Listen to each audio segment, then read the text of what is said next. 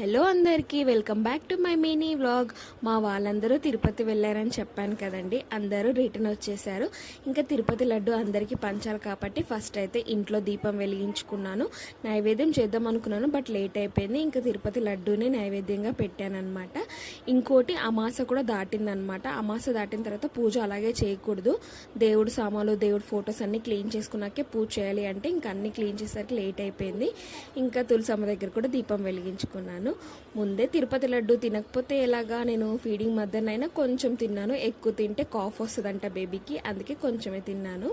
And ఈరోజు మా ఇంట్లో డిన్నర్ వచ్చేసి కాకరకాయ ఫ్రై, చారు, మురుమురాల చాట్ అండ్ రైస్ అనమాట. ఫీడింగ్ మదర్స్కి కాకరకాయ తింటే బ్రెస్ట్ మిల్క్ ఇంక్రీజ్ అవుతుందంట మా అమ్మమ్మ చెప్పింది. మీకు కనుక తెలిస్తే ఇంకా అందరికీ షేర్ చేయండి. అండ్ మురుమురాల చాట్ అయితే చాలా క్రిస్పీగా వచ్చింది. నేను తినకూడదు, కొంచెం టేస్ట్ చేశాను. మా తమ్ముడు కోసం అయితే చేసింది మా మమ్మీ. అంతే మరి.